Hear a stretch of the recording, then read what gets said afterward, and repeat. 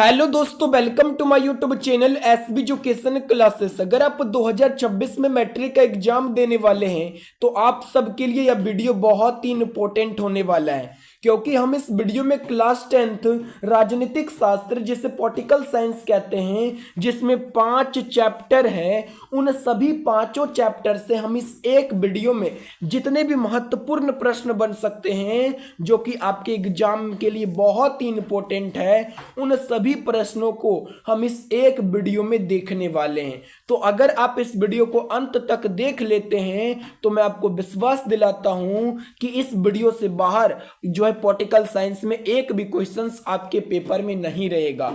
तो आप लोग इस वीडियो को अंत तक जरूर देखिएगा। चलिए वीडियो को करते हैं स्टार्ट। तो देखिए, पॉलिटिकल साइंस में जो पहला चैप्टर है वह है लोकतंत्र में सत्ता की साझेदारी। इसमें पहला सवाल है, भारत में कहां औरतों के लिए आरक्षण की व्यवस्था है? तो जो है भारत में पंचायती राज व्यवस्था में औरतों के लिए आरक्षण की व्यवस्था है। अगला सवाल है क्वेश्चन नंबर 2, निम्नलिखित व्यक्तियों में कौन लोकतंत्र में रंग भेद के विरोधी नहीं थे? लोकतंत्र में रंग भेद के विरोधी कौन नहीं थे?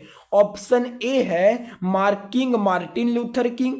तो मार्टिन लूथर किंग तो रंग भेद के विरोधी थे। ऑप्शन बी है महात्मा गांधी भी रंग भेद के विरोधी थे। ऑप्शन सी है ओलंपिक धावक टॉमी स्मिथ एवं जॉन कार्लेस, ये भी जो है रंग भेद के विरोधी थे। लेकिन जेड गुडी ये लोकतंत्र में रंग भेद के विरोधी नहीं थे। तो ऑप्शन डी हो जाएगा राइट आंसर। अगला सवाल है क्वेश्चन नंबर 3, क्या है कि इंग्लैंड में महिलाओं को वयस्क मताधिकार कब प्राप्त हुआ? इंग्लैंड में महिलाओं को वयस्क मताधिकार कब प्राप्त हुआ? तो 1918 में इंग्लैंड में महिलाओं को वयस्क मताधिकार प्राप्त हुआ। अगला सवाल है क्वेश्चन नंबर 4, भारतीय संविधान के अनुच्छेद 19 में देश के सभी नागरिकों को कौन सा मूल अधिकार दिया गया है? तो संविधान के अनुच्छेद 19 में सभी नागरिकों को स्वतंत्रता का अधिकार दिया गया है। ऑप्शन ए हो जाएगा राइट आंसर। अगला सवाल है क्वेश्चन नंबर 5, सांप्रदायिक राजनीति आधारित होती है। सांप्रदायिक राजनीति जो है ये किस पर आधारित होती है? तो ये जो है धर्म पर आधारित होती है, आप सबको याद रखना है। अगला सवाल है क्वेश्चन नंबर 6, 15वीं लोकसभा में महिलाओं की कितनी भागीदारी थी? 15वीं लोकसभाओं में महिलाओं की भागीदारी कितनी थी? तो 10.86% थी। ऑप्शन ए हो जाएगा राइट आंसर। 15वीं लोकसभाओं में महिलाओं की भागीदारी थी 10.86%। अगला सवाल है क्वेश्चन नंबर 7, 16वीं लोकसभा में महिला सदस्यों की संख्या कितनी थी? 16वीं लोकसभा में महिला सदस्यों की संख्या कितनी थी? तो इसका राइट आंसर हो जाएगा ऑप्शन बी 61। 16वीं लोकसभा में महिला सदस्यों की संख्या थी 61। अगला सवाल है क्वेश्चन नंबर 8, 17वीं लोकसभा में महिला सदस्यों की संख्या कितनी थी? तो 78 था। देखिए, 16वीं लोकसभा में महिला सदस्यों की संख्या था 61 और 17वीं लोकसभा में महिला सदस्यों की संख्या था 78। आपको याद रखना है। अगला सवाल है, जाति पर आधारित विभाजन किस देश में है? जाति पर आधारित विभाजन किस देश में है जहां जो है जाति के आधार पर विभाजन होता है? तो वो है भारत। ऑप्शन सी हो जाएगा राइट आंसर। अगला सवाल है क्वेश्चन नंबर 10, निम्न में किस देश को धार्मिक और जातीय आधार पर विखंडन का सामना करना पड़ा? तो यूगोस्लाविया को धार्मिक और जातीय आधार पर विखंडन का सामना करना पड़ा। अगला सवाल है क्वेश्चन नंबर 11, भारतीय संविधान के किस अनुच्छेद में धर्म, वंश, जाति या जन्म स्थान के आधार पर किसी प्रकार का भेदभाव का निषेध किया गया है? तो वह है अनुच्छेद 15। भारतीय संविधान के अनुच्छेद 15 में धर्म, जाति, वंश, जन्मस्थान के आधार पर किसी भी प्रकार का भेदभाव का निषेध किया गया है। आपको याद रखना है। अगला सवाल है क्वेश्चन नंबर 12, धर्म को समुदाय का मुख्य आधार मानने वाला व्यक्ति को क्या कहा जाता है? वैसे व्यक्ति जो धर्म को समुदाय का मुख्य आधार मानता है तो उस व्यक्ति को जो है क्या कहा जाता है? तो उस व्यक्ति को सांप्रदायिकीय कहा जाता है। ऑप्शन बी हो जाएगा राइट आंसर। अगला सवाल है क्वेश्चन नंबर 13, अधिकारों और अवसरों के मामले में स्त्री और पुरुषों को बराबरी मानने वाला व्यक्ति क्या कहलाता है? यानी कि वैसे व्यक्ति जो अधिकारों और अवसरों के मामले में स्त्री और पुरुष दोनों को बराबर मानता है तो उस व्यक्ति को कहते हैं नारीवादी। ऑप्शन बी हो जाएगा राइट आंसर। अगला सवाल है क्वेश्चन नंबर क्या है तो 14 है कि भारतीय संविधान के बारे में इनमें से कौन सा कथन सही है। इनमें से कौन सा कथन भारतीय संविधान के बारे में सही है। तो देखिए इसमें 4 ऑप्शन दिया हुआ है, पहले आपको इन सभी ऑप्शन को पढ़ना है तभी पता चलेगा कि कौन सा सही है। ऑप्शन ए है यह धर्म के आधार पर भेदभाव की मनाही करता है, ये सही है, ये तो भारतीय संविधान के बारे में सही है। ऑप्शन बी है यह एक धर्म को राजकीय धर्म बनाता है, ये गलत है। ये गलत है भारतीय संविधान के बारे में कि जो भारत का संविधान है ये एक धर्म को राजकीय धर्म बनाता है, क्योंकि भारत तो धर्मनिरपेक्ष राज्य है, यहाँ पे सभी धर्म को जो है मानने का अधिकार है, यानी कि ऑप्शन बी गलत है। ऑप्शन सी है सभी नागरिकों को कोई भी धर्म मानने की आजादी देता है, ये भी सही है, यानी कि भारत का संविधान सभी नागरिकों को कोई भी धर्म मानने की आजादी देता है। ऑप्शन डी है किसी धार्मिक समुदाय में सभी नागरिकों को बराबरी का अधिकार देता है, ये भी सही है कि भारत किसी धार्मिक समुदाय में सभी नागरिकों को बराबरी का अधिकार देता है। तो यहाँ पूछा था कौन सही है, लेकिन यहाँ क्वेश्चन में गलत है। यहाँ पे पूछना चाहिए था कौन गलत है, क्योंकि 3 को तो जब हमने यानी कि पढ़ा ऑप्शन, वो तो 3 ऑप्शन जो है गलत यानी कि सही था, यानी कि option A, option C, option D, ये 3 ऑप्शन सही है। ऑप्शन बी जो है ये गलत है, यानी कि यहाँ पे पूछना था कि भारतीय संविधान के बारे में कौन सा कथन गलत है, तो ऑप्शन बी हो जाएगा राइट आंसर। अगला सवाल है क्वेश्चन नंबर 15, जब हम लैंगिक विभाजन की बात करते हैं तो हमारा अभिप्राय होता है। लैंगिक विभाजन की बात करते तो हमारा अभिप्राय किससे होता है। तो देखिए आपको याद रखना है लैंगिक, लिंग का अर्थ होता है लड़का या लड़की, यानी कि जब हम लैंगिक विभाजन की बात करते हैं तो हमारा अभिप्राय होता है समाज द्वारा स्त्रियों और पुरुष को दी गई असमान भूमिकाएं। आई हो जाएगा इसका राइट आंसर ऑप्शन बी। अगला सवाल है क्वेश्चन नंबर 16, सांप्रदायिक राजनीतिक किस पर आधारित है। सांप्रदायिक राजनीतिक जो है ये किस पर आधारित है, तो एक धर्म दूसरे से श्रेष्ठ, इसी पर आधारित है सांप्रदायिक राजनीतिक। अगला सवाल है क्वेश्चन नंबर 17, क्वेश्चन नंबर 17 में क्या कहता है कि सामाजिक विभाजन को संभालने के संदर्भ में इनमें से कौन सा बयान लोकतांत्रिक सुधार पर लागू नहीं होता। सामाजिक विभाजनों को संभालने के संदर्भ में इनमें से कौन सा बयान जो है लोकतांत्रिक व्यवस्था पर लागू नहीं होता है। तो पहले आपको इन 4 ऑप्शन को पढ़ना पड़ेगा। ऑप्शन ए है लोकतंत्र में राजनीतिक प्रतिद्वंद्विता के चलते सामाजिक विभाजनों की छाया राजनीतिक पर पड़ती है। ऑप्शन बी है लोकतंत्र में विभिन्न समुदायों के लिए शांतिपूर्ण ढंग से अपनी शिकायतें जाहिर करने का यानी करना संभव है। ऑप्शन सी है लोकतांत्रिक सामाजिक विभाजनों को हल करने का सबसे अच्छा तरीका है।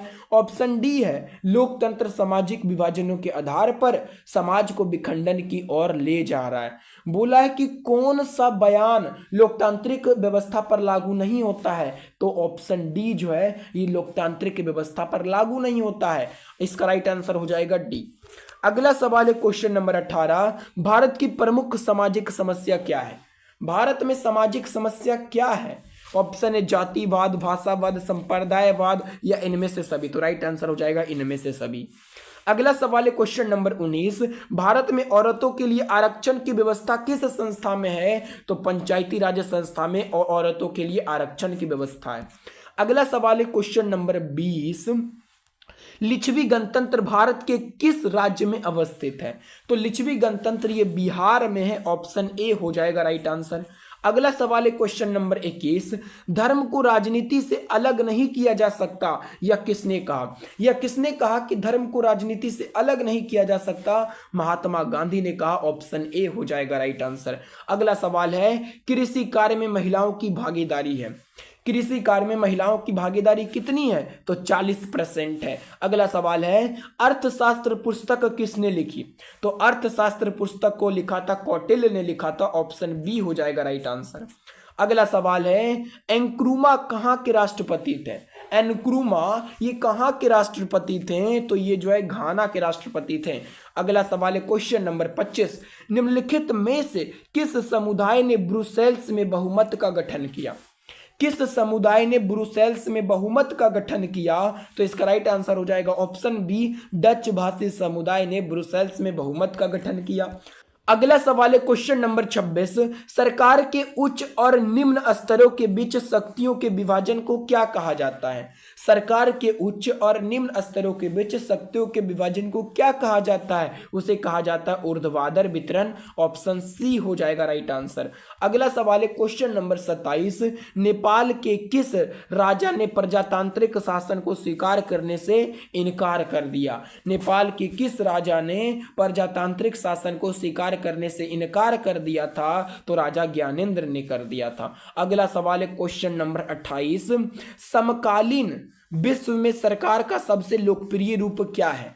तो समकालीन विश्व में संसार का सबसे लोकप्रिय रूप है लोकतंत्र, जहां पे जनता का शासन चलता है। अगला सवाल है क्वेश्चन नंबर 29, निम्न में से कहां सामाजिक विभाजन का आधार भाषा है?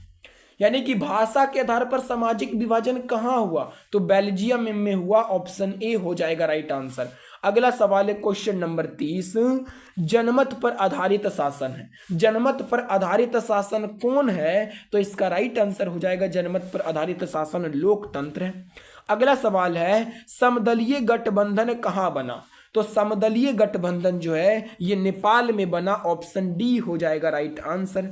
अगला सवाल है क्वेश्चन नंबर 32, किस गुण के कारण लोकतंत्र को अन्य शासन प्रणालियों से बेहतर माना गया है?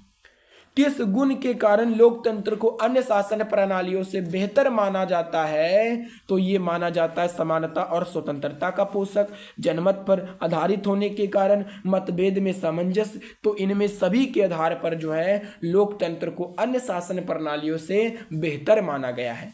तो ये था जो सत्ता में साझेदारी चैप्टर से 32 इंपॉर्टेंट क्वेश्चंस जो आपके एग्जाम के लिए बहुत ही इंपॉर्टेंट है। तो अब चलिए हम दूसरा चैप्टर्स का भी क्वेश्चंस करते हैं। दूसरा चैप्टर का नाम है सत्ता में साझेदारी की कार्यप्रणाली। इसका पहला क्वेश्चन है कि संघ सरकार यानी कि राज्य का उदाहरण है। संघ सरकार का उदाहरण कौन है? तो वो है अमेरिका। ऑप्शन ए हो जाएगा राइट आंसर। अगला सवाल है क्वेश्चन नंबर 2, संघ राज्य की विशेषता नहीं है। इनमें से कौन संघ राज्य की विशेषता नहीं है? ऑप्शन ए लिखित संविधान, ये तो विशेषता है। शक्तियों का विभाजन, ये भी विशेषता है। ऑप्शन डी है सर्वोच्च न्यायपालिका, ये भी संघ राज्य की विशेषता है। लेकिन एकहरी शासन व्यवस्था ये संघ राज्य की विशेषता नहीं है। तो ऑप्शन सी हो जाएगा राइट आंसर। अगला सवाल है क्वेश्चन नंबर 3, भारत में मतदाता होने की न्यूनतम आयु क्या है? भारत में आप मतदान जो है कितने वर्ष की उम्र में कर सकते हैं? तो 18 वर्ष की उम्र में कर सकते हैं। ऑप्शन सी हो जाएगा राइट आंसर। अगला सवाल है क्वेश्चन नंबर 4, बिहार में पंचायती राज व्यवस्था का कार्यकाल है। बिहार में पंचायती राज व्यवस्था का कार्यकाल कितना होता है? तो 5 वर्षों के लिए होता है। 4 का बी हो जाएगा। अगला सवाल है पटना नगर निगम के प्रधान को क्या कहा जाता है? तो पटना नगर निगम के प्रधान को महापौर कहा जाता है। ऑप्शन ए हो जाएगा राइट आंसर। अगला सवाल है पंचायती राज व्यवस्था सर्वप्रथम किस राज्य में लागू किया गया? तो पंचायती राज व्यवस्था को सबसे पहले राजस्थान में लागू किया गया। ऑप्शन ए हो जाएगा राइट आंसर। अगला सवाल है लिच्छवी गणतंत्र भारत के किस राज्य में अवस्थित है? तो लिच्छवी गणतंत्र जो है ये भारत के बिहार में स्थित है। ऑप्शन ए हो जाएगा राइट आंसर।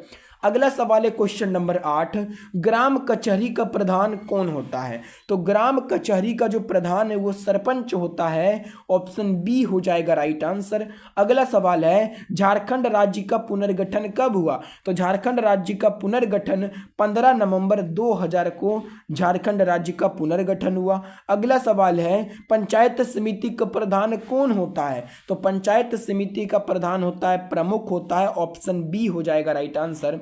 अगला सवाल है क्वेश्चन नंबर 11, बिहार में नगर निगम में वार्डों की न्यूनतम संख्या क्या है? तो बिहार में नगर निगम में वार्डों की न्यूनतम संख्या 37 है। ऑप्शन ए हो जाएगा राइट आंसर। अगला सवाल है क्वेश्चन नंबर 12, निम्नलिखित में कौन केंद्र शासित प्रदेश है? इनमें से कौन केंद्र शासित प्रदेश है? तो चंडीगढ़ ये केंद्र शासित प्रदेश है, आपको याद रखना है। क्वेश्चन नंबर 13 है, ग्राम पंचायत का प्रधान कौन होता है? तो ग्राम पंचायत का प्रधान मुखिया होता है। ऑप्शन ए हो जाएगा राइट आंसर। अगला सवाल है, बिहार में कितनी आबादी पर पंचायती समिति के एक सदस्य को चुने जाने का प्रावधान है? बिहार में कितनी आबादी पर पंचायती समिति के एक सदस्य को चुने जाने का प्रावधान है? तो 5000 की आबादी पर जो है एक पंचायत सदस्य को चुने जाने का प्रावधान है। ऑप्शन ए हो जाएगा राइट आंसर। अगला सवाल है, समवर्ती सूची में रखा जाता है? तो समवर्ती सूची में केंद्र और राज्य दोनों को रखा जाता है। ऑप्शन सी हो जाएगा राइट आंसर। अगला सवाल है, भारत में पंचायती राज व्यवस्थाओं में महिलाओं के लिए कितनी सीटें आरक्षित है? तो 33%। पंचायती राज व्यवस्था में 33% सीट आरक्षित है। अगला सवाल है, बिहार में पंचायती राज संस्थाओं में महिलाओं के लिए कितनी सीटें आरक्षित है? तो बिहार में पंचायती राज संस्थाओं में महिलाओं के लिए जो है कितनी % सीटें आरक्षित है? तो ऑप्शन ए हो जाएगा राइट आंसर, 50% सीटें आरक्षित है। अगला सवाल है, भारत में संविधान सभा का गठन कब हुआ? तो भारत में संविधान सभा का गठन 1946 में हुआ। ऑप्शन सी हो जाएगा राइट आंसर। अगला सवाल है क्वेश्चन नंबर 19, तेलंगाना राज्य का पुनर्गठन कब हुआ? तो तेलंगाना राज्य का पुनर्गठन 2 जून 2014 को हुआ। ऑप्शन ए हो जाएगा राइट आंसर। अगला सवाल है, भारत में पंचायती राज्य प्रणाली का यानी कि भारत में पंचायती राज्य प्रणाली को किस समिति की अनुशासन पर लागू की गई? भारत में पंचायती राज्य प्रणाली को किस समिति की अनुशासन पर लागू की गई? तो इसे लागू किया गया बलवंत राय मेहता समिति के अनुशासन पर। अगला सवाल है, भारत में पंचायती राज्य प्रणाली लागू हुई? भारत में पंचायती राज्य प्रणाली कब लागू हुई? तो 2 अक्टूबर 1959 में लागू हुई। ऑप्शन ए हो जाएगा राइट आंसर। अगला सवाल है क्वेश्चन नंबर 22, भारत में पंचायती राज्य प्रणाली सर्वप्रथम कहां लागू की गई? तो नागौर में भारत में पंचायती राज्य प्रणाली जो है सर्वप्रथम लागू किया गया था। ऑप्शन ए हो जाएगा राइट आंसर। अगला सवाल है, भारत में सर्वाधिक लोग किस भाषा को बोलते हैं? भारत में सर्वाधिक लोग किस भाषा को बोलते हैं? तो हिंदी भाषा को बोलते हैं। अगला सवाल है, पटना नगर निगम में कितने वार्ड हैं? तो पटना नगर निगम में 72 वार्ड है। ऑप्शन ए हो जाएगा राइट आंसर। अगला सवाल है, बिहार में नगर निगम में वार्डों की अधिकतम संख्या क्या है? तो बिहार नगर निगम में वार्डों की अधिकतम संख्या कितनी है? तो 75 है। ऑप्शन सी हो जाएगा राइट आंसर। अगला सवाल है, बिहार में देशी रियासतों की संख्या कितनी है? तो बिहार में देशी रियासतों की संख्या है 565। ऑप्शन बी हो जाएगा राइट आंसर।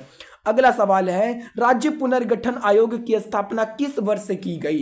तो राज्य पुनर्गठन आयोग की स्थापना 1953 में किया गया। ऑप्शन बी हो जाएगा राइट आंसर। अगला सवाल है, भारत में संघ एवं राज्य के बीच अधिकारों का विभाजन कितनी सूचियों में हुआ है? तो भारत में संघ एवं राज्य के बीच अधिकारों का विभाजन जो है वो 3 सूचियों में हुआ है। अगला सवाल है क्वेश्चन नंबर 29, बिहार में पंचायती राज संस्थाएं हैं। बिहार में जो है पंचायती राज संस्थाएं कितनी स्तरीय की है? 1 स्तरीय, 2 स्तरीय, 3 स्तरीय, 4 स्तरीय? तो 3 स्तरीय है बिहार में पंचायती राज संस्थाएं। अगला सवाल है क्वेश्चन नंबर 30, पंचायत समिति का मुख्य कार्यपालक पदाधिकारी कौन होता है? तो पंचायत समिति का मुख्य कार्यपालक पदाधिकारी होता है प्रखंड विकास पदाधिकारी। ऑप्शन बी हो जाएगा राइट आंसर। अगला सवाल है, किस देश में संघात्मक शासन व्यवस्था नहीं है? संघनात्मक शासन व्यवस्था किस देश में नहीं है? ऑप्शन है भारत। भारत में तो है, स्विट्जरलैंड में भी है, बेल्जियम में भी है, लेकिन फ्रांस में संघनात्मक शासन व्यवस्था नहीं है। अगला सवाल है, भारतीय संविधान का 73वां संशोधन किससे संबंधित है? तो भारतीय संविधान का 73वां संशोधन ये पंचायती राज से संबंधित है। ऑप्शन डी हो जाएगा राइट आंसर। अगला सवाल है क्वेश्चन नंबर 33, भारतीय संविधान का 74वां संशोधन किससे संबंधित है? देखिए 73वां संविधान संशोधन संबंधित है पंचायती राज से, और 74वां संशोधन संबंधित है नगर पंचायत, नगर परिषद, नगर निगम, इनमें से सभी से संबंधित है 74वां संविधान संशोधन। अगला सवाल है क्वेश्चन नंबर 34। भारत का पहला नगर निगम कहाँ स्थापित किया गया? तो भारत का पहला नगर निगम स्थापित किया गया था मद्रास यानी कि चेन्नई में स्थापित किया गया था। अगला सवाल है क्वेश्चन नंबर 35। भारत में सर्वप्रथम नगर निगम की स्थापना कब हुई? तो भारत में सबसे पहले नगर निगम की स्थापना हुई थी 1688 में हुई थी नगर निगम की स्थापना भारत में। अगला सवाल है भारत में कुल राज्यों की संख्या कितनी है? तो भारत में कुल राज्यों की संख्या 28 है। अगला सवाल है बिहार में कुल कितने नगर निगम है? तो बिहार में जो है कुल कितने नगर निगम है? तो 12 नगर निगम है। बिहार में कुल 12 नगर निगम है। अगला सवाल है भारत में केंद्र शासित प्रदेशों की संख्या कितनी है? तो भारत में केंद्र शासित प्रदेशों की संख्या अभी तो 9 है, यानी कि ये जो बदलते रहता है। अगला सवाल है पटना नगर निगम की स्थापना कब हुई?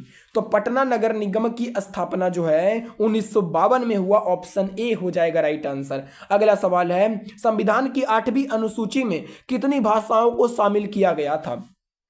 तो संविधान की 8वीं अनुसूची में 22 भाषाओं को शामिल किया गया था। अगला सवाल है स्थानीय स्वशासन की ग्रामीण संस्था कौन है? तो स्थानीय स्वशासन की ग्रामीण संस्था वो जिला परिषद है। ऑप्शन सी हो जाएगा राइट आंसर। अगला सवाल है सोवियत संघ का विघटन कब हुआ? तो सोवियत संघ का विघटन 1989 में हुआ। ऑप्शन सी हो जाएगा राइट आंसर। अगला सवाल है क्वेश्चन नंबर 43। नाइजीरिया में संघीय व्यवस्था की स्थापना कब की गई? नाइजीरिया में संघीय व्यवस्था की स्थापना कब की गई? तो 1950 में किया गया। अगला सवाल है वेस्ट इंडीज संघ की स्थापना कब की गई? तो वेस्ट इंडीज संघ की स्थापना जो है कब किया गया था? 1958 में वेस्ट इंडीज संघ की स्थापना किया गया था। ऑप्शन बी हो जाएगा राइट आंसर, 44 का बी। अगला सवाल है पंचायती राज व्यवस्था का वर्णन किस अनुच्छेद में है? तो पंचायती राज व्यवस्था का वर्णन जो है ये अनुच्छेद 40 और अनुच्छेद 45 दोनों में, यानी कि ए और बी दोनों हो जाएगा। पंचायती राज व्यवस्था का वर्णन अनुच्छेद 40 और अनुच्छेद 45 दोनों में है। अगला सवाल है क्वेश्चन नंबर 47। पंचायत समिति का गठन किस स्तर पर होता है? तो पंचायत समिति का स्तर गठन जो है ये प्रखंड स्तर पर होता है। ऑप्शन बी हो जाएगा राइट आंसर। अगला सवाल है सत्ता में साझेदारी सही है क्योंकि? सत्ता में साझेदारी जो है क्यों सही है? क्योंकि यह जो है विभिन्न समुदायों के बीच टकराव कम करती है, इसलिए सत्ता में साझेदारी सही है। राइट आंसर हो जाएगा डी। अगला सवाल है क्वेश्चन नंबर 49। भारत में संघ और राज्यों के बीच अधिकारों के विभाजन से संबंधित कौन सी सूची है? संघ और राज्यों के बीच अधिकारों के विभाजन से संबंधित कौन सी सूची है? तो वह है संघ सूची, राज्य सूची, समवर्ती सूची। इनमें से सभी सूची संघ और राज्यों के बीच अधिकारों के विभाजन से संबंधित सूची है। अगला सवाल है क्वेश्चन नंबर 50। लोकसभा में निर्वाचन हेतु कुल सीटों की संख्या कितनी है? लोकसभा में निर्वाचन के लिए कुल कितने सीटें हैं? तो 543 सीट है लोकसभा में। अगला सवाल है कौन से संशोधन अधिनियम द्वारा सरकार का तीसरा स्तर बनाया गया था? किस संशोधन अधिनियम के द्वारा सरकार का तीसरा स्तर बनाया गया था? तो 73वां संविधान संशोधन के द्वारा सरकार का तीसरा स्तर बनाया गया। अगला सवाल है निम्न में कौन सा पंचायती राज व्यवस्था का दूसरा स्तर है? पंचायती राज व्यवस्था का दूसरा स्तर कौन है? तो पंचायत समिति ये पंचायती राज व्यवस्था का दूसरा स्तर है। अगला सवाल है भारत में किस प्रकार की शासन प्रणाली है? तो भारत में जो है संघीय और संसदीय शासन प्रणाली है। भारत में किस प्रकार की शासन प्रणाली है? संघीय और संसदीय शासन प्रणाली है, आपको याद रखना है। अगला सवाल है क्वेश्चन नंबर 54। पंचायती राज के त्रिस्तरीय स्वरूप में इनमें से कौन नहीं है? पंचायती राज के त्रिस्तरीय स्वरूप में इनमें से कौन नहीं है? तो जो देखिए ग्राम पंचायत है, पंचायत समिति भी है, जिला परिषद भी है, लेकिन नगर निगम जो है ये पंचायती राज के त्रिस्तरीय स्वरूप में नहीं है। ऑप्शन डी हो जाएगा। अगला सवाल है क्वेश्चन नंबर 55। पंचायती राज संस्थाओं को संवैधानिक दर्जा किस संविधान संशोधन से प्राप्त हुआ? तो पंचायती राज संस्थाओं को संवैधानिक दर्जा जो है ये 73वां संविधान संशोधन से प्राप्त हुआ। अगला सवाल है क्वेश्चन नंबर 56। निम्न में कौन नगर निगम की आय का स्रोत नहीं है? तो इनमें से कौन नगर निगम की आय का स्रोत नहीं है? तो मकान कर ये है, जल कर भी है, शौचालय कर भी है, लेकिन आय कर ये नगर निगम के आय का स्रोत नहीं है। 56 का बी। अगला सवाल है इनमें कौन पंचायत की व्यवस्थापिका सभा है? पंचायत की व्यवस्थापिका सभा इनमें से कौन है? तो ग्राम सभा ये पंचायत की व्यवस्थापिका सभा है। अगला सवाल है राज्यपाल की नियुक्ति कौन करता है? तो राज्यपाल की नियुक्ति करता है राष्ट्रपति करता है। ऑप्शन सी हो जाएगा राइट आंसर। अगला सवाल है स्थानीय स्वशासन राज्य के नीति निर्देशक सिद्धांतों के किस अनुच्छेद में है? तो स्थानीय स्वशासन राज्य के नीति निर्देशक सिद्धांत ये अनुच्छेद 40 में है। ऑप्शन बी हो जाएगा राइट आंसर।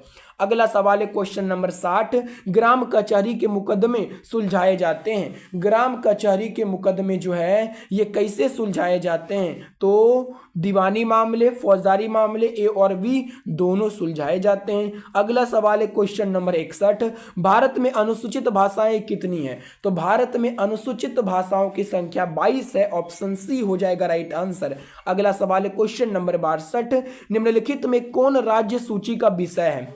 राज्य सूची का विषय कौन है? तो कानून व्यवस्था ये राज्य सूची का विषय है।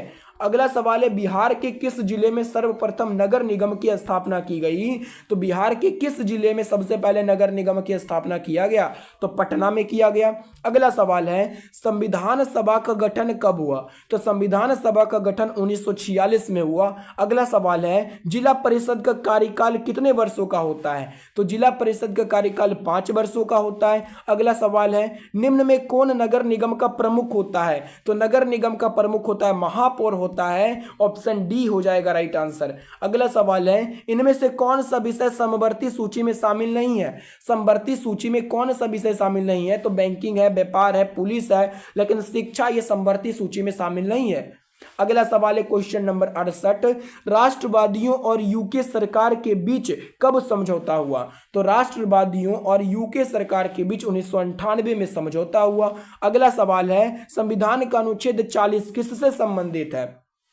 तो संविधान का अनुच्छेद 40 यह स्थानीय स्वशासन से संबंधित है। अगला सवाल है क्वेश्चन नंबर 70, वेस्ट इंडीज में संघ की स्थापना कब की गई? तो वेस्ट इंडीज में संघ की स्थापना 1958 में किया गया। ऑप्शन ए हो जाएगा। अगला सवाल है निम्नलिखित में कौन संघ के एक साथ आने का उदाहरण नहीं है? निम्नलिखित में कौन से जो है संघों के एक साथ आने का उदाहरण नहीं है? तो वह है भारत है। ऑप्शन ए हो जाएगा राइट आंसर। अगला सवाल है क्वेश्चन नंबर 72, निम्न में कहां एकात्मक शासन व्यवस्था है? एकात्मक शासन व्यवस्था कहां है? तो इंग्लैंड में है। अगला सवाल है स्थानीय स्वशासन को संविधान के किस अनुच्छेद में स्थान दिया गया है? तो स्थानीय स्वशासन को संविधान के अनुच्छेद 40 में स्थान दिया गया है। अगला सवाल है क्वेश्चन नंबर 74, हिंदी के अलावा अन्य कितनी भाषाओं को संविधान द्वारा अनुसूचित भाषाओं के रूप में मान्यता प्राप्त है? तो कितनी भाषाओं को है? 21 भाषाओं को है। हिंदी के अलावा 21 भाषाओं को संविधान द्वारा अनुसूचित भाषा के रूप में मान्यता प्राप्त है। अगला सवाल है क्वेश्चन नंबर 75, मुद्रा, बैंकिंग, संचार जैसे मामले किस सूची में रखे जाते हैं? मुद्रा, बैंकिंग, संचार जैसे मामलों को ये किस सूची में रखे जाते हैं? तो संघ सूची में रखे जाते हैं, यानी कि सरकार के क्षेत्र में आते हैं। अगला सवाल है क्वेश्चन नंबर 76, निम्न में से किसकी नियुक्ति राज्य सरकार करती है? तो राज्य सरकार किसकी नियुक्ति करती है? नगर आयुक्त की नियुक्ति राज्य सरकार करती है। अगला सवाल है गठबंधन की सरकार बनाने की संभावना निम्न में से किस व्यवस्था में होती है? तो गठबंधन की सरकार बनाने की संभावना जो है बहुदलीय व्यवस्था में होती है। ऑप्शन सी हो जाएगा राइट आंसर। अगला सवाल है कार्यपालक पदाधिकारी की नियुक्ति कहां की जाती है? तो कार्यपालक पदाधिकारी की नियुक्ति जो है यह नगर परिषद में किया जाता है। ऑप्शन डी हो जाएगा राइट आंसर। अगला सवाल है संविधान की 12वीं अनुसूची का संबंध किससे है? तो संविधान की 12वीं अनुसूची का संबंध है नगर पालिका का कार्य क्षेत्र से। ऑप्शन ए हो जाएगा राइट आंसर। अगला सवाल है 80, संविधान सभा का गठन कब किया गया? तो संविधान सभा का गठन 1946 में किया गया। अगला सवाल है लोकतांत्रिक विकेंद्रीकरण का सुझाव निम्न में से किसने किया था? तो लोकतांत्रिक विकेंद्रीकरण का सुझाव ये किसने किया था? तो बलवंत राय मेहता समिति ने किया। अगला सवाल है क्वेश्चन नंबर 82, कौन सा संवैधानिक संशोधन नगरीय स्वशासन से संबंधित है? तो कौन सा संवैधानिक संशोधन ये जो है नगरीय स्वशासन से संबंधित है, तो इसका राइट आंसर हो जाएगा ऑप्शन बी 74वां संविधान संशोधन, ये नगरीय स्वशासन से संबंधित है। अगला सवाल है क्वेश्चन नंबर 83, समवर्ती सूची के विषय पर कानून बनाने का अधिकार किसे प्राप्त है? ऑप्शन है राज्य को, संघ को। तो जो है समवर्ती सूची के विषय पर कानून बनाने का अधिकार राज्य को भी है, संघ को भी है, तो ऑप्शन सी हो जाएगा, ए और बी दोनों को है। अगला सवाल है क्वेश्चन नंबर 84, सरपंच का निर्वाचन कौन करता है? तो सरपंच का निर्वाचन करता है ग्राम सभा के सदस्य करते हैं सरपंच का निर्वाचन। अगला सवाल है किस देश में संगठनात्मक शासन व्यवस्था नहीं है? किस देश में संगठनात्मक शासन व्यवस्था नहीं है? तो भारत में है, बेल्जियम में है, स्विट्जरलैंड में है, लेकिन इस चीन में संगठनात्मक शासन व्यवस्था नहीं है। अगला सवाल है क्वेश्चन नंबर 86, निम्न में से किस देश में प्रत्यक्ष लोकतंत्र पाया जाता है? प्रत्यक्ष लोकतंत्र ये किस देश में है? तो स्विट्जरलैंड में है, ऑप्शन ए हो जाएगा राइट आंसर। अगला सवाल है क्वेश्चन नंबर 87, आपातकाल की घोषणा कौन करता है? तो आपातकाल की घोषणा करता है राष्ट्रपति करता है, ऑप्शन ए हो जाएगा राइट आंसर। तो ये था चैप्टर नंबर 2 से इंपॉर्टेंट प्रश्न। अगर आपके एग्जाम में चैप्टर नंबर 2 से क्वेश्चंस पूछा जाता है तो सभी क्वेश्चंस इससे से पूछे जाएंगे, इससे बाहर एक भी क्वेश्चंस नहीं पूछा जाएगा। तो अब चलिए चैप्टर नंबर 3 पॉलिटिकल साइंस में तीसरा चैप्टर है लोकतंत्र में प्रतिस्पर्धा एवं संघर्ष।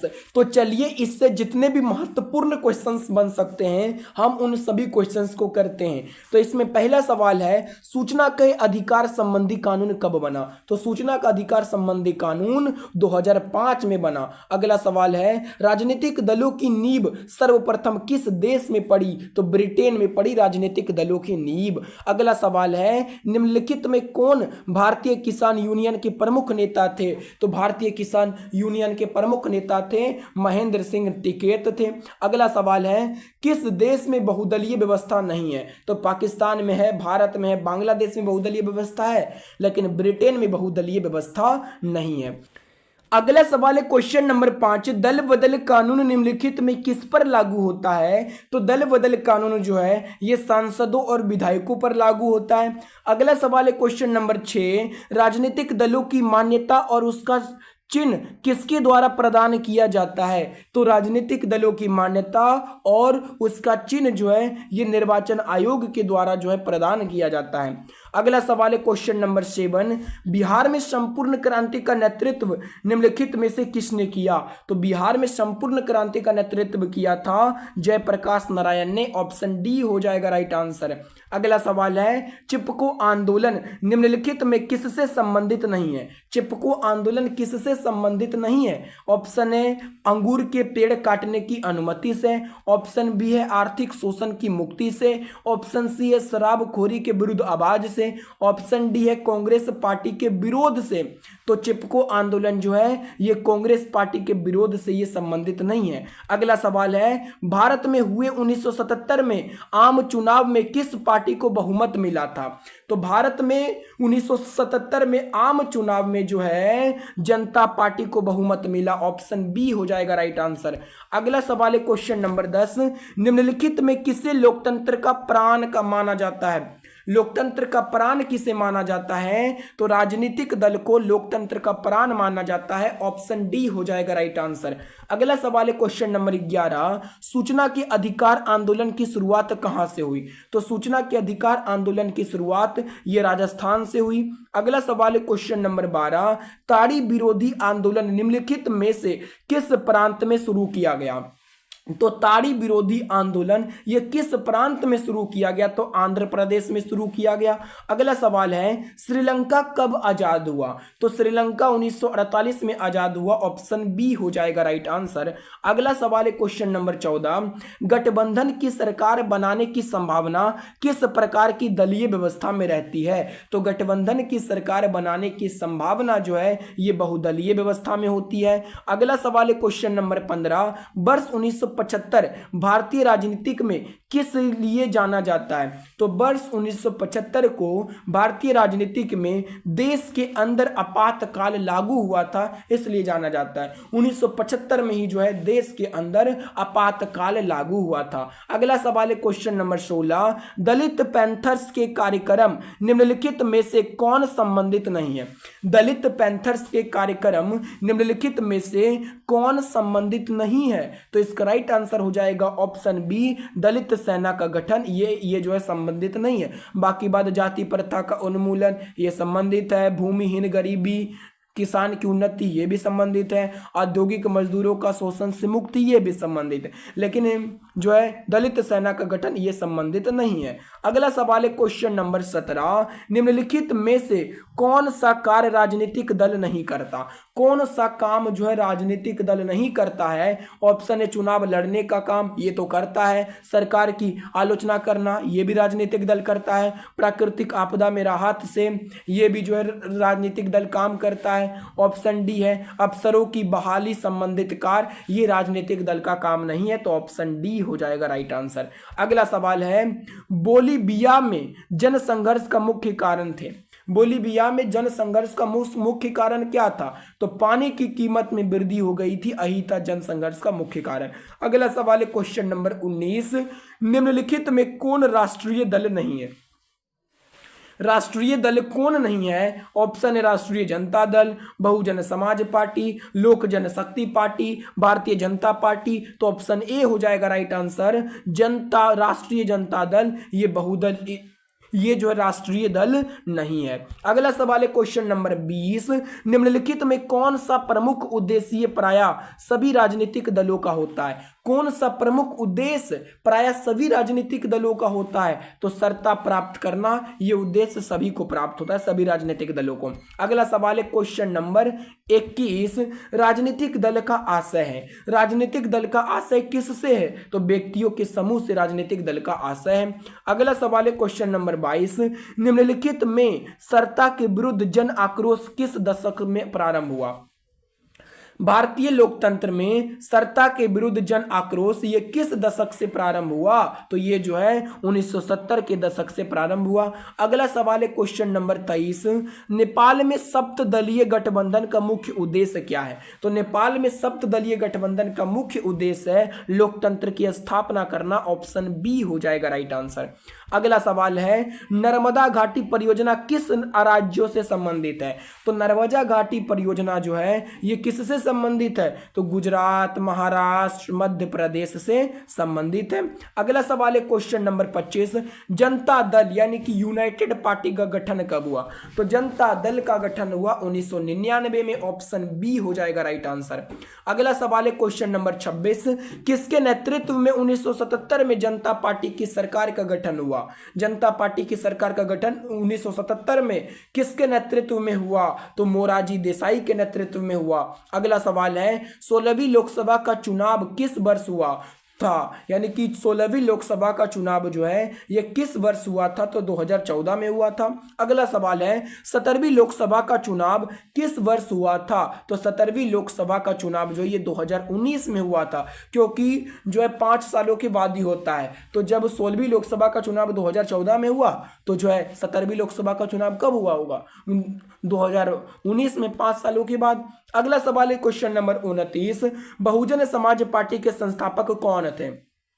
तो बहुजन समाज पार्टी के संस्थापक थे काशीराम, ऑप्शन बी हो जाएगा राइट आंसर। अगला सवाल है, भारतीय जनता पार्टी की स्थापना कब हुई? तो भारतीय जनता पार्टी की स्थापना 1980 में हुआ। अगला सवाल है, भारतीय जनता पार्टी का चुनाव चिन्ह क्या है? यानी कि Bharatiya Janata party BJP, Bharatiya Janata party का चुनाव चिन्ह क्या है? तो कमल का फूल छाप, ये भारतीय जनता पार्टी का चुनाव चिन्ह है। अगला सवाल है, नेपाल में लोकतंत्र की पुनर्स्थापना कब हुई? नेपाल में लोकतंत्र की पुनः स्थापना जो है कब हुआ था? तो 2006 में हुआ था। अगला सवाल है, भारत में पहली बार केंद्र में गैर कांग्रेसी सरकार कब बनी? भारत में पहली बार केंद्र में गैर कांग्रेसी सरकार कब बनी? तो 1977 में बना। अगला सवाल है, निम्न राजनीतिक दलों में कौन क्षेत्रीय दल है?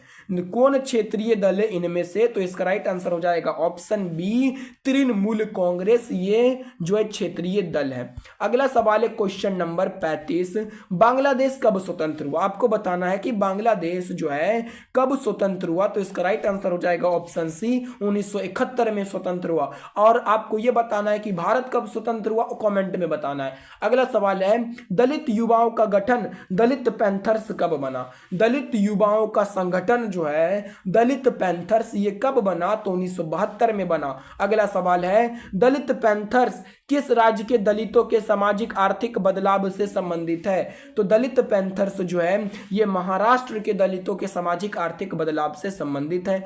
अगला सवाल है क्वेश्चन नंबर 38, किस राज्य में हिंदी को राष्ट्रभाषा बनाने के विरुद्ध आंदोलन की शुरुआत हुई? यानी कि किस राज्य में हिंदी को राष्ट्रभाषा बनाने के विरुद्ध आंदोलन की शुरुआत हुई? तो तमिलनाडु में, ऑप्शन सी हो जाएगा राइट आंसर। अगला सवाल है, चिपको आंदोलन किस राज्य से प्रारंभ हुआ? तो चिपको आंदोलन ये जो है उत्तराखंड से प्रारंभ हुआ। अगला सवाल है क्वेश्चन नंबर 40, नेल्लोर में ताड़ी विरोधी आंदोलन में कितने गांवों की महिलाओं ने भाग लिया? नेल्लोर में ताड़ी विरोधी आंदोलन में कितने गांवों की महिलाओं ने भाग लिया? तो 5000 गांवों की महिलाओं ने भाग लिया। अगला सवाल है, भारतीय जनता पार्टी के प्रथम अध्यक्ष कौन थे? तो भारतीय जनता पार्टी के प्रथम अध्यक्ष थे कौन? तो अटल बिहारी वाजपेयी, ऑप्शन बी हो जाएगा राइट आंसर। अगला सवाल है क्वेश्चन नंबर 42, भारत में 1977 में हुए आम चुनाव में किस पार्टी को बहुमत मिला? भारत में हुए 1977 के आम चुनाव में किस पार्टी को बहुमत मिला? तो जनता पार्टी को बहुमत मिला, ऑप्शन बी हो जाएगा राइट आंसर। अगला सवाल है क्वेश्चन नंबर 43, चिपको आंदोलन निम्नलिखित में से किससे संबंधित है? तो चिपको आंदोलन जो है ये पेड़ काटने के विरोध से संबंधित है। चिपको आंदोलन में स्त्रियां जो है पेड़ को काटने से बचाने के लिए पेड़ से चिपक जाते थे, इसलिए इसको चिपको आंदोलन बोला गया। अगला सवाल है क्वेश्चन नंबर 44, ताड़ी विरोधी आंदोलन निम्नलिखित में से किस प्रांत में शुरू हुआ? ताड़ी विरोधी आंदोलन कहां पे शुरू हुआ था? तो ये हुआ था आंध्र प्रदेश में हुआ था। अगला सवाल है क्वेश्चन नंबर 45, सूचना के अधिकार आंदोलन की शुरुआत कहां से हुई?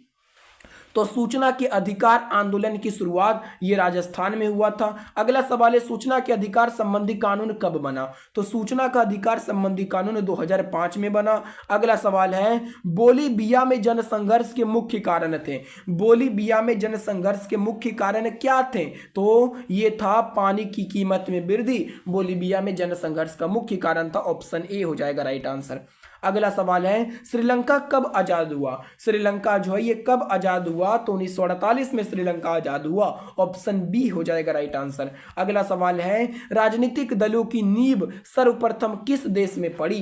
तो राजनीतिक दलों की नींव ये जो है सबसे पहले जो है ब्रिटेन में पड़ा, ऑप्शन ए हो जाएगा राइट आंसर। अगला सवाल है 50, निम्नलिखित में से किसे लोकतंत्र का प्राण माना जाता है? लोकतंत्र का प्राण किसे कहा जाता है? राजनीतिक दल को लोकतंत्र का प्राण कहा जाता है। अगला सवाल है क्वेश्चन नंबर 51, किस देश में बहुदलीय व्यवस्था नहीं है?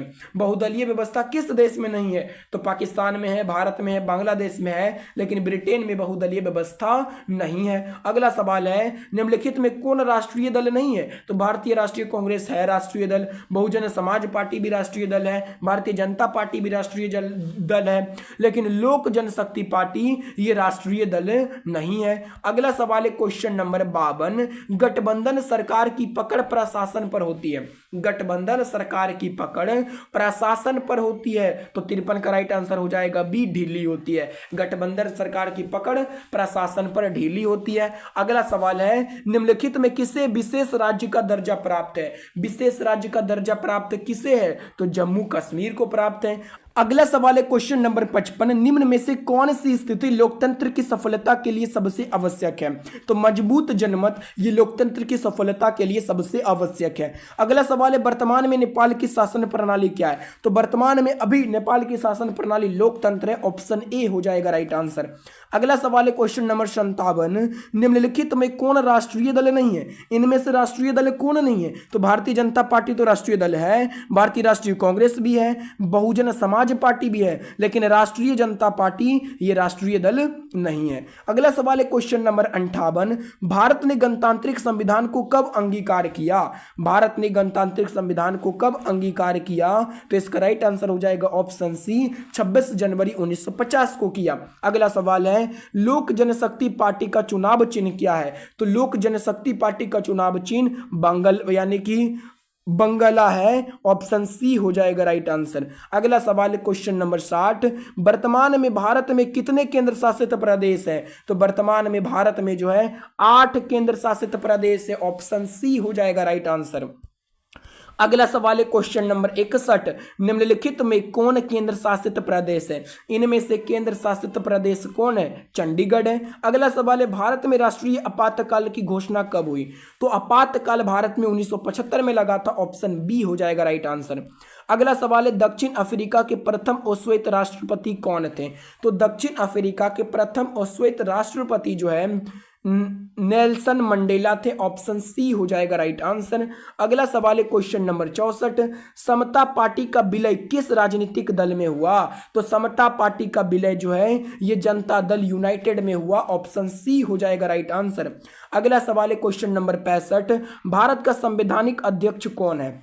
भारत का संवैधानिक अध्यक्ष कौन है? तो राष्ट्रपति ये भारत का संवैधानिक अध्यक्ष है। अगला सवाल है क्वेश्चन नंबर 66, बोलिविया में जनसंघर्ष का मुख्य कारण क्या था? तो बोलिविया में जल संघर्ष का मुख्य कारण था जल का निजीकरण, यानी कि जल के मूल्य में वृद्धि हो गया था। अगला सवाल है क्वेश्चन नंबर 67, बोलिविया किस महादेश का हिस्सा है? बोलिविया जो है ये किस महादेश में आता है? तो दक्षिण अमेरिका में आता है, ऑप्शन सी हो जाएगा राइट आंसर। अगला सवाल है क्वेश्चन नंबर 68, बिहारी में सर्वप्रथम नगर निगम की स्थापना कहाँ की गई थी? यानी कि बिहार में सबसे पहले नगर निगम की स्थापना ये पटना में हुआ था, ऑप्शन डी हो जाएगा राइट आंसर। अगला सवाल है क्वेश्चन नंबर 69, चिपको आंदोलन के प्रवर्तक कौन थे? सुंदरलाल बहुगुणा ये चिपको आंदोलन के प्रवर्तक थे। अगला सवाल है सिंगापुर कब आजाद हुआ? सिंगापुर ये कब आजाद हुआ? तो 1965 ईस्वी में आजाद हुआ। अगला सवाल है भारतीय कम्युनिस्ट पार्टी की स्थापना का श्रेय किसे दिया जाता है? तो भारतीय कम्युनिस्ट पार्टी की स्थापना का श्रेय S.A. डांगे को दिया जाता है, ऑप्शन सी हो जाएगा राइट आंसर। अगला सवाल है क्वेश्चन नंबर 72, बंगाल किस राजनीतिक दल का चुनाव चिन्ह है? बांग्ला जो है ये किस राजनीतिक दल का चुनाव चिन्ह है? तो बांग्ला ये लोक जनशक्ति पार्टी का चुनाव चिन्ह है। अगला सवाल है आंग सान सूकी का संबंध किस देश से है? तो आंग सांग सूकी का संबंध जो है ये म्यांमार से है, ऑप्शन बी हो जाएगा राइट आंसर। अगला सवाल है क्वेश्चन नंबर 74, साइकिल किस राजनीतिक दल का चुनाव चिन्ह है? साइकिल छाप ये किस राजनीतिक दल का चुनाव चिन्ह है? तो बहुजन समाज पार्टी का चुनाव चिन्ह है। अगला सवाल है निम्न में से किस देश में एक दलीय प्रणाली है? एक दलीय प्रणाली किस देश में है? तो चीन में है। अगला सवाल है निम्न में से किसे लोकतंत्र का प्राण कहा जाता है? राजनीतिक दल को लोकतंत्र का प्राण माना जाता है। अगला सवाल है क्वेश्चन नंबर 77, राजनीतिक दलों को नींव सर्वप्रथम किस देश में पड़ी? तो राजनीतिक दलों के नींव जो है सबसे पहले पड़ी थी ब्रिटेन में पड़ा था, ऑप्शन ए हो जाएगा राइट आंसर। अगला सवाल है क्वेश्चन नंबर 78, 1974 में जनसंघर्ष को किस नाम से जाना जाता है? तो 1974 के जनसंघर्ष को जो है संपूर्ण क्रांति के नाम से जाना जाता है। और जो है संपूर्ण क्रांति का नेतृत्व किया था किसने? तो जयप्रकाश नारायण ने किया था, जो कि अपने बिहार के थे। अगला सवाल है क्वेश्चन नंबर 79, भारत का सबसे पुराना राजनीतिक दल कौन सा है? तो भारत का सबसे पुराना राजनीतिक दल है भारतीय राष्ट्रीय कांग्रेस, ये भारत का सबसे पुराना राजनीतिक दल है। तो ये था चैप्टर नंबर 3 लोकतंत्र में प्रतिस्पर्धा एवं जनसंघर्ष, जिससे जो है एग्जाम में बहुत सारे क्वेश्चंस पूछे जाते हैं। तो अब चलिए चैप्टर नंबर 4 को करते हैं। चैप्टर नंबर 4 है लोकतंत्र की उपलब्धियां। तो चलिए इस चैप्टर से जितने भी इंपॉर्टेंट सवाल बन सकते हैं मैं आपको वो करा देता हूं। तो पहला सवाल है, भारत में किस तरह की लोकतंत्र की व्यवस्था की गई है? भारत में किस तरह की लोकतंत्र की व्यवस्था की गई है? तो भारत में अप्रत्यक्ष लोकतंत्र है। अगला सवाल है क्वेश्चन नंबर 2, इनमें से कौन सी एक बात लोकतांत्रिक व्यवस्था के अनुरूप नहीं है? कौन सी एक बात जो है लोकतांत्रिक व्यवस्था के अनुरूप नहीं है? तो बहुसंख्यकों का शासन, ये जो है लोकतांत्रिक व्यवस्था के अनुरूप नहीं है। अगला सवाल है, लोकतांत्रिक व्यवस्था में निम्नलिखित किन मुद्दों पर सफलता पाई? लोकतांत्रिक व्यवस्था ने निम्नलिखित किन मुद्दों पर सफलता पाई है? तो लोकतांत्रिक व्यवस्था जो है समाज की आखिरी पंक्ति में खड़े लोगों के बीच आर्थिक पैमाना कम कर दिया है, इसमें जो है सफलता पाई है। अगला सवाल है क्वेश्चन नंबर 4, लोकतंत्र की उपलब्धियों में सबसे अधिक सहायक क्या है? तो लोकतंत्र की उपलब्धियों में सबसे अधिक सहायक है विकास। ऑप्शन सी हो जाएगा राइट आंसर। अगला सवाल है, लोकतंत्र में राजनीतिक शक्ति का स्रोत कौन है? लोकतंत्र में राजनीतिक शक्ति का स्रोत है जनता। लोकतंत्र में जो है जनता ही शासन करती है। अगला सवाल है क्वेश्चन नंबर 6, इनमें से कौन सा एक कथन लोकतांत्रिक व्यवस्थाओं के अनुरूप नहीं है? इनमें से कौन सा एक कथन है जो लोकतांत्रिक व्यवस्था के अनुरूप नहीं है? ऑप्शन है कानून के समक्ष समानता, स्वतंत्र एवं निष्पक्ष चुनाव, उत्तरदायी शासन व्यवस्था या बहुसंख्यकों का शासन। तो ऑप्शन सी हो जाएगा राइट आंसर, बहुसंख्यकों का शासन ये लोकतांत्रिक व्यवस्था के अनुरूप नहीं है। अगला सवाल है क्वेश्चन नंबर 7, बिहार में पंचायती राज व्यवस्थाओं में महिलाओं की कितनी सीटें आरक्षित है? तो बिहार में 50% सीटें आरक्षित है महिलाओं के लिए। अगला सवाल है, भारत में मतदाता होने की न्यूनतम आयु क्या है? तो 18 वर्ष का होना चाहिए मतदाता होने की न्यूनतम आयु। अगला सवाल है क्वेश्चन नंबर 9, भारतीय संविधान के अनुच्छेद 19 में देश के सभी नागरिकों को कौन सा मूल अधिकार दिया गया है? तो अनुच्छेद 19 में सभी नागरिकों को स्वतंत्रता का अधिकार दिया गया है। अगला सवाल है क्वेश्चन नंबर 10, लोकतंत्र की उपलब्धियों में सबसे अधिक सहायक क्या है? तो लोकतंत्र की उपलब्धियों में सबसे अधिक सहायक है विकास, आपको याद रखना है। तो ये था चैप्टर नंबर 4 से 10 ही इंपॉर्टेंट क्वेश्चंस। अगर आप इसको याद करके जाते हैं तो आपसे एक भी क्वेश्चंस नहीं छूटने वाला है। अब बचा है एक लास्ट 5वां चैप्टर लोकतंत्र की चुनौतियां। तो चलिए उसका भी ऑब्जेक्टिव क्वेश्चंस करते हैं। 5वां चैप्टर है लोकतंत्र की चुनौतियां। तो चलिए इससे जितने भी महत्वपूर्ण सवाल बन सकते हैं वो मैं आपको करा देता हूं। तो इसमें पहला सवाल है, लोकतंत्र जनता का जनता के द्वारा जनता के लिए शासन है, यह कथन किसका है? तो यह कथन अब्राहम लिंकन का है। और ये वाला क्वेश्चन बहुत ही मोस्ट इंपॉर्टेंट क्वेश्चन है। ये देखिए कितना बार एग्जाम में पूछा गया है, ये जो है बार बार एग्जाम में पूछा जाता है। अगला सवाल है, क्षेत्रवाद की भावना का एक कुपरिणाम है। तो क्षेत्रवाद की भावना का एक कुपरिणाम है अलगाववाद। Option D. अगला सवाल है क्वेश्चन नंबर 3, लोकतंत्र की सफलता निर्भर करती है। तो नागरिकों की विवेकपूर्ण सहभागिता पर लोकतंत्र की सफलता निर्भर करती है। अगला सवाल है क्वेश्चन नंबर 4, 15वीं लोकसभा चुनाव से पूर्व लोकतंत्र में महिलाओं की भागीदारी थी। तो 15वीं लोकसभा चुनाव से पहले लोकतंत्र में महिलाओं की भागीदारी थी 10%। ऑप्शन ए हो जाएगा राइट आंसर।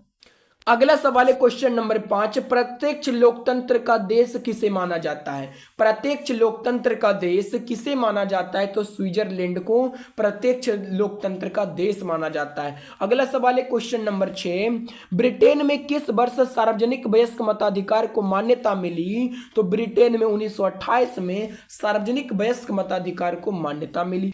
अगला सवाल है क्वेश्चन नंबर 7, लोकसभा में निर्वाचन हेतु कुल सीटों की संख्या कितनी है? तो लोकसभा में निर्वाचन हेतु कुल सीटों की संख्या 543 है। ऑप्शन डी हो जाएगा राइट आंसर। अगला सवाल है क्वेश्चन नंबर 8, गठबंधन सरकार की पकड़ प्रशासन पर होती है तो ढीली होती है। ऑप्शन बी हो जाएगा राइट आंसर। अगला सवाल है, स्विट्जरलैंड में महिलाओं को किस वर्ष मताधिकार प्राप्त हुआ? तो स्विट्जरलैंड में महिलाओं को 1971 में मताधिकार प्राप्त हुआ। अगला सवाल है क्वेश्चन नंबर 10, इंग्लैंड में विधि का शासन किसकी देन है? तो इंग्लैंड में विधि का शासन ये डाइसी की देन है। ऑप्शन बी हो जाएगा राइट आंसर। अगला सवाल है, भारत में सर्वोच्च न्यायालय के मुख्य न्यायाधीशों की नियुक्ति कौन करता है? तो भारत में सर्वोच्च न्यायालय के मुख्य न्यायाधीशों की नियुक्ति राष्ट्रपति करता है। ऑप्शन सी हो जाएगा राइट आंसर। अगला सवाल है, क्षेत्रवाद की भावना का एक कुपरिणाम है। तो क्षेत्रवाद की भावना का एक कुपरिणाम है अलगाववाद। अगला सवाल है क्वेश्चन नंबर 13, लोकतंत्र के मार्ग की सबसे बड़ी बाधा क्या है? तो लोकतंत्र के मार्ग की सबसे बड़ी बाधा है अशिक्षा। अगला सवाल है, भारत में किस तरह के लोकतंत्र की व्यवस्था की गई है? तो भारत में अप्रत्यक्ष लोकतंत्र है। अगला सवाल है क्वेश्चन नंबर 15, इनमें से कौन सी राज्य की विशेषता नहीं है? ऑप्शन है जनसंख्या, सरकार, संप्रभुता, या इनमें से कोई नहीं। इनमें कौन है जो राज्य की विशेषता नहीं है? तो जनसंख्या राज्य की विशेषता है, सरकार भी है, संप्रभुता भी है, तो इसका राइट आंसर हो जाएगा इनमें से कोई नहीं। अगला सवाल है क्वेश्चन नंबर 16, 16वीं लोकसभा में महिला सदस्यों की कुल कितनी संख्या थी? तो 16वीं लोकसभा में महिला सदस्यों की संख्या थी 61 थी। ऑप्शन ए हो जाएगा राइट आंसर। अगला सवाल है, 16वीं लोकसभा का चुनाव किस वर्ष हुआ? तो 16वीं लोकसभा का चुनाव जो है ये हुआ था 2014 में हुआ था। अगला सवाल है, 17वीं लोकसभा का चुनाव किस वर्ष हुआ? तो 2019 में 17वीं लोकसभा का चुनाव हुआ। अगला सवाल है क्वेश्चन नंबर 19, 15वीं लोकसभा में महिलाओं की कितनी भागीदारी थी? तो 10.86% 15वीं लोकसभा में महिलाओं की भागीदारी थी। अगला सवाल है, सरकार का कौन सा प्रकार सबसे अच्छा माना जाता है? कौन सा प्रकार जो है सबसे अच्छा माना जाता है? तो लोकतंत्र ये सबसे अच्छा प्रकार माना जाता है। अगला सवाल है 21, लोकतंत्र की सफलता की चुनौती है। लोकतंत्र की सफलता की चुनौती इनमें से कौन सा है? तो अशिक्षा ही है। अगला सवाल है, आजादी के समय से ही किस देश में सरकार का लोकतांत्रिक स्वरूप है? तो वह है भारत में है। अगला सवाल है, भारत का 22वां राज्य कौन बना? तो सिक्किम भारत का ये 22वां राज्य बना, 23 का सी हो जाएगा। अगला सवाल है क्वेश्चन नंबर 24, निम्न में से क्या क्षेत्रवाद की भावना का एक कुपरिणाम है? इनमें से क्षेत्रवाद की भावना का कुपरिणाम क्या है? तो अलगाववाद है। अगला सवाल है क्वेश्चन नंबर 25, और ये इस वीडियो का लास्ट सवाल है, मेघालय किस राज्य को काटकर बनाया गया? तो मेघालय जो है ये असम को काटकर बनाया गया। तो ये था पांचों चैप्टर का महत्वपूर्ण ऑब्जेक्टिव क्वेश्चंस जिसे मैंने आपको करा दिया। अगर आपने इस वीडियो को पूरा अंत तक देख लिया होगा तो मैं आपको ये विश्वास दिलाता हूं कि आपसे एग्जाम में अब इससे बाहर, इस वीडियो से बाहर एक भी क्वेश्चंस नहीं पूछे जाएंगे। तो चलिए मिलते हैं अगले वीडियो में। तो अगर आपको ये वीडियो पसंद आया है तो वीडियो को लाइक और हमारे चैनल को सब्सक्राइब जरूर कर लीजिएगा। धन्यवाद।